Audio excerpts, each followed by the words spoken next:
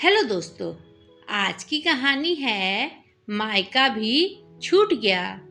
पुष्पा, पुष्पा, बाबा आपने हमें पुकारा। हाँ बेटी, पर तू ससुराल से कब आई? अभी अभी। आप सबों के बिना मुझे कहाँ अच्छा लगता है। बच्चों की छुट्टियां हुई तो आ गई आपकी सेवा करने। ना ना बिटिया, कन्यादान कर दिया है तुम्हारा। हमारी सेवा के लिए बहुएं हैं ना। एक दो रोज रुक कर अपने घर लौट जा। दिल कराकर उन्होंने घर की शांति के लिए जो कुछ कहा उसे पुष्पा ने मान लिया। बलदेव जी की प्रथम संतान थी पुष्पा। सुनहरे बालों वाली गुड़िया सी पुष्पा के जन्म के साथ ही उनके चॉकलेट बिस्किट का व्यापार चल निकला। उसके बाद से बेटी का चेहरा देखे बिना वह अपना दिन शुरू नहीं करते थे। बचपन बेहद लाड़ दुलार भरा था। पढ़ाई में बहुत अच्छी थी, पर उन दिनों बेटियों का ब्याह जल्दी ही किया जाता था। 17 की कच्ची उम्र में शादी हो गई। ससुराल और मायके के माहौल में बड़ा फर्क था। वहाँ परिवार की लाडली और यहाँ किसी ने उसे समझा ही नहीं। एक और छोटे भाई बहनों के बिछोह का कष्ट सह नहीं पा रही थी। वहीं दूसरी ओर सब स्नेह के लिए नहीं बल्कि काम के लिए पूछते। जरा सी ऊंच नीच होते ही ताने उलाहने मिलते। पुष्पा का दिल मायके में अटका रहता। ससुराल में नंदे झगड़ती, सास नहीं थी जो संभाल लेती।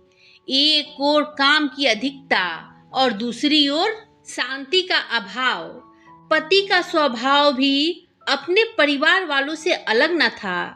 कुछ तो समकालीन समाज में पुरुषों का घर के मामलों में चुप रहना ही सही माना जाता था। उनकी ओर से भी कोई सहयोग नहीं मिलने पर स्नेह के दो बोल के तरफ में जब तब मायके का रुख कर लेती। माँ बाबा समझा बुझाकर वापस भेज देते। शादी के 2 साल पूरे होने को थे कि जुड़वा पुत्रों ने जन्म लिया। राम श्याम के आते ही गृहस्थी से जुड़ने लगी। जीवन को एक दिशा मिल गई थी। बच्चों संग वह भी बढ़ने लगी। बेटे स्कूल जाने लगे तो आशाओं ने कुछ और पंख फैलाए। अब वह स्कूल की छुट्टियों में बच्चों को साथ लेकर मायके जाया करती। शुरू के 10 साल तो बच्चों को बड़े करने में निकल गए। इसी बीच भाइयों की भी शादी हो गई थी।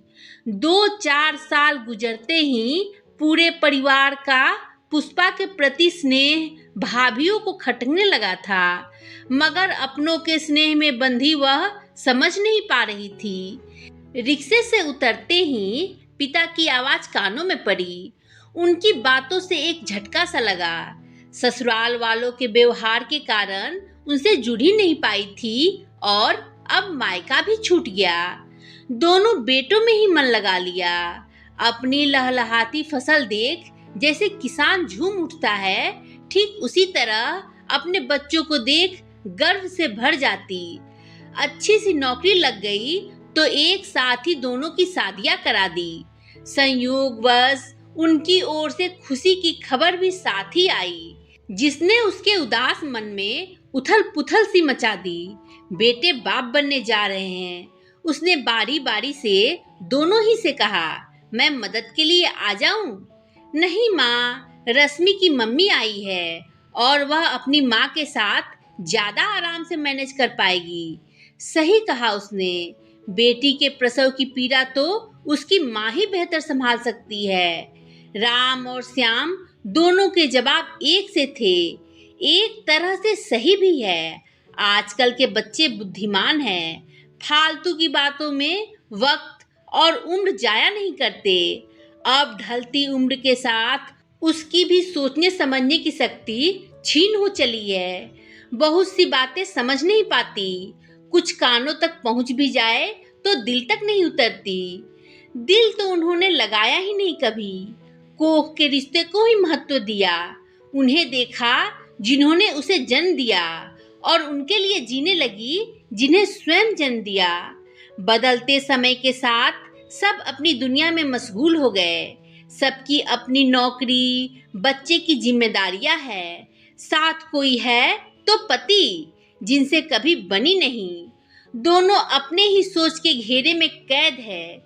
इसी कारण साथ होते हुए भी तन्हा है। पुरुष प्रधान समाज में अक्सर स्त्रियों के हिस्से यही तो आता है। मायके के मुंह में भटकती, ससुराल की हो नहीं पाती, और जिन्हें अपने रक्त से सृजित किया है वहां किसी और का अधिकार देखकर व्याकुल हो जाती है।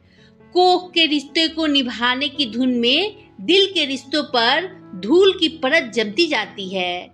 एक घर में पैदा होकर दूसरे के लिए फर्ज निभाकर तीसरे घर में अपने पुत्रों पर हक की लड़ाई में बहुओं से हार जाती है। दोस्तों, आपका इस कहानी के बारे में क्या विचार है? कमेंट कर बताएं। कहानी पसंद आई हो तो लाइक शेयर करें और मेरे चैनल को सब्सक्राइब कर बेल आइकन दबाना ना भूलें, जिससे मेरी कहानियाँ आपको लगातार मिलती रहे। धन्यवाद दोस्तों।